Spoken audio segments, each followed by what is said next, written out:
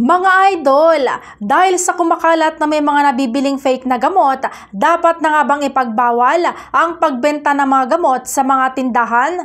Wala yung sa mga sari-sari store kasi mayroon naman tayo mga generic o mercury drugs na pwede nating takbuhan.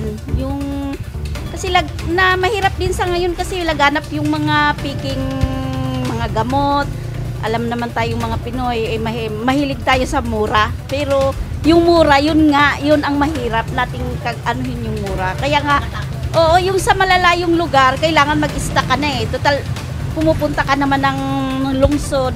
Pwede kang bumili. Tulad ko na, malayo talaga kami, sa gitna kami ng bukid. Talagang nag-i-stock na ako about sa para sa mga trangkaso, so kung anong mga sakit, talagang nag-i-stock ako. Ang may karapatan lang ang magbinta ng yung mga mayroong katulad ng mga pharmacy. May mga official receipt sila na ipapakita pagka, kunwari ako, consumer ako, pupunta ako ng sari-sari store, bibili ako ng Biogesic, gano'n, o ng Neosep, ng kahit na anong klaseng gamot.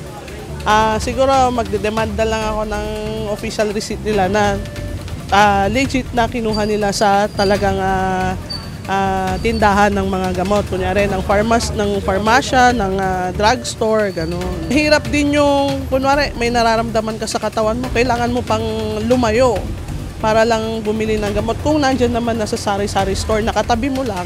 Lalo sa mga malalayong, alimbawa sa mga baryo, hindi naman sila agad nakakarating ng mga pharmacy agad-agad. Kaya basta meron lang siguro silang mga parang yung pahintulot na nagbebenta talaga sila ng mga hustong gamot.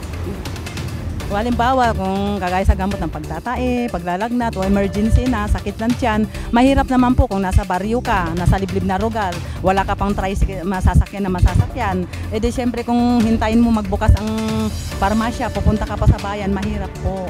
Pero sa akin, mas gusto ko na lang din po, mayroon po sa mga tindahan, okay lang din po. Ang kuwan lang siguro, pag yung talaga pang external use na lang, halimbawa mga antibiotic, yun talaga kailangan talaga sa pharmacia. Pero kung mga pangkaraniwan, panglagnat, pag sakit ng tiyan, o kaya basta yung mga pang emergency, okay na lang po sa amin na sa kantina.